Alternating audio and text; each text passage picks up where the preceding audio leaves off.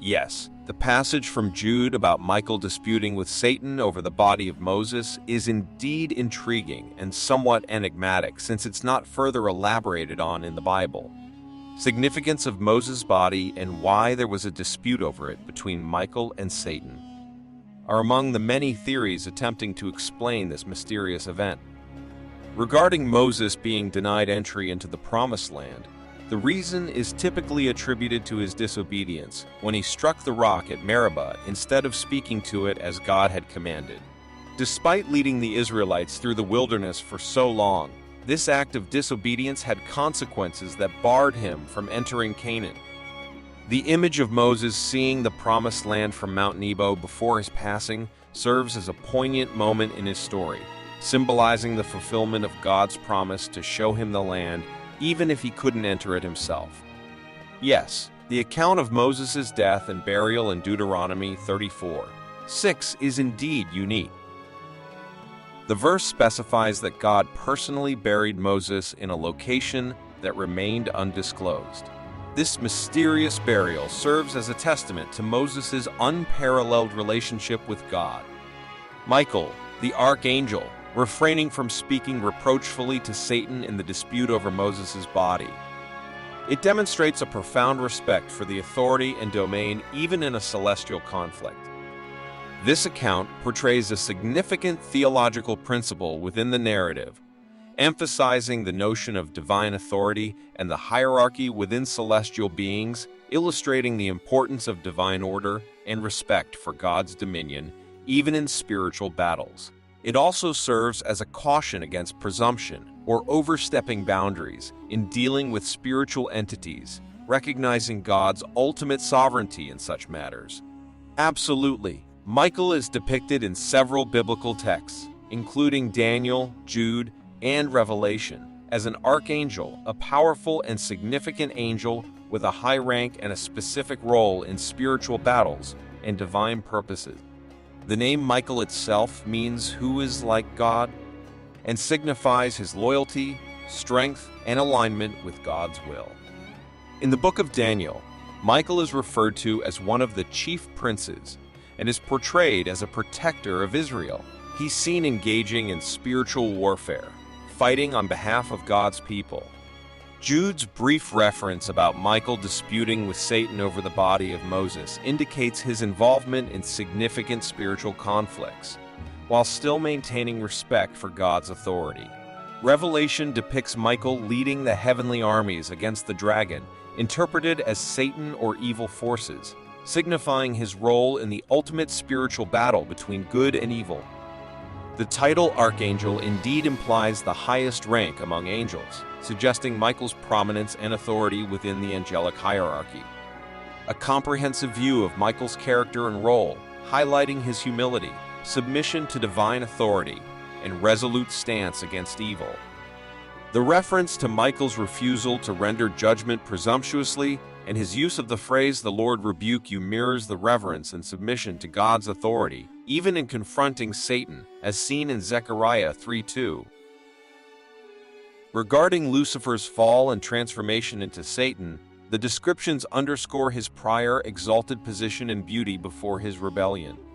His former status as a guardian cherub, close to the presence of God, highlights the tragic fall from grace due to his pride and desire for self-exaltation, ultimately leading to his rebellion against God. The imagery of Satan's tactics, including subtle deceptions, resonates with the idea that his methods aren't always overt but can be cunning and manipulative, aiming to undermine faith and truth.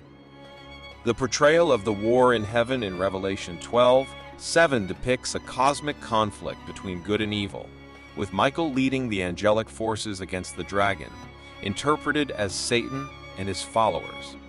This conflict is often associated with the broader context of spiritual warfare and the cosmic battle between God's kingdom and the forces of darkness. Michael's example indeed serves as a reminder of the importance of standing firm against evil and relying on God's authority in spiritual battles. It underscores the significance of submission to divine authority and reliance on God's power rather than our own strength. Revelation 12:7 describes a cosmic conflict in heaven, and war broke out in heaven. Michael and his angels fought with the dragon and his angels fought. This passage portrays a symbolic or spiritual warfare occurring in the heavenly realm. Michael, described as the Archangel, leads a celestial battle against the dragon, commonly interpreted as representing Satan or the forces of evil and his followers. The imagery in Revelation depicts a cosmic struggle between good and evil, emphasizing the ongoing spiritual battle between the forces aligned with God's righteousness and those aligned against it. Michael's role as a leader of the angelic forces in this conflict underscores his significance in defending God's purposes and combating malevolent spiritual entities. Certainly, these verses from Revelation 12:8-9 illustrate a significant event in the cosmic battle between good and evil. They depict the defeat and expulsion of the dragon, identified as the devil and Satan, along with his angels, from heaven.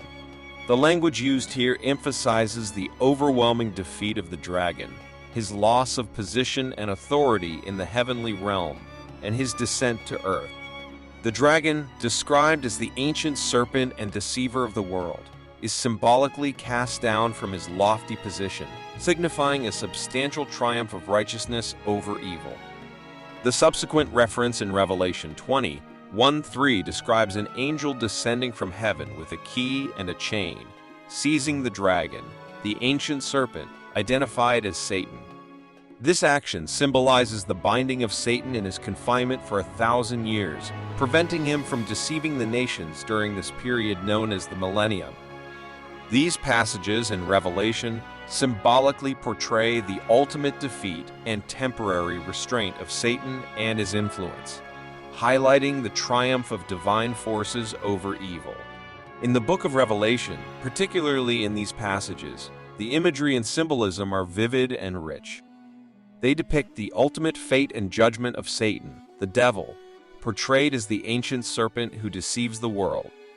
Revelation 20:1-3 describes an angel seizing Satan, binding him for 1,000 years, and casting him into the abyss, preventing him from deceiving the nations during this period.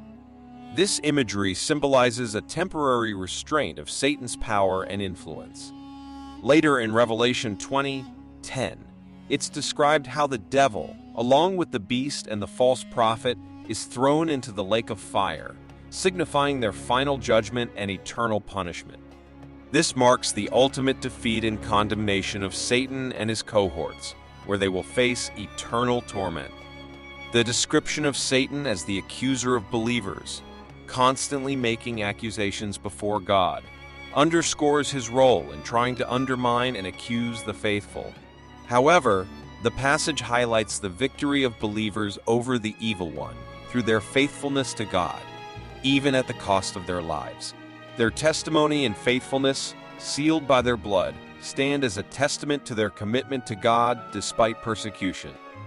The passage from Revelation 12:11-12 speaks about the victory of believers over the forces of evil through the power of Christ's sacrifice and their unwavering commitment to their faith.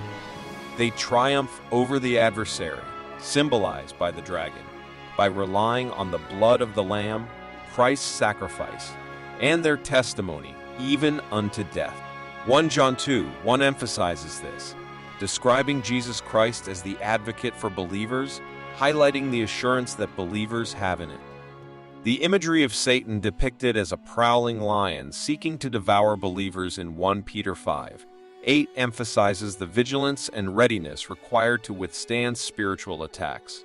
It underscores the need for believers to remain sober-minded and alert to the adversary's schemes. Revelation 12:17 describes Satan's wrath directed toward those who follow God's commandments and hold firm to their testimony about Jesus.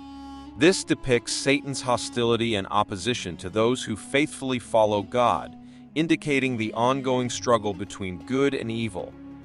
Indeed, the Bible provides insights into various angels and their purposes, reflecting the diversity and hierarchy within the spiritual realm and their roles in carrying out God's will and purposes. If you found this video enjoyable, please consider liking and sharing it. Additionally, subscribing to this channel will ensure that you receive more updates in the future. Thank you.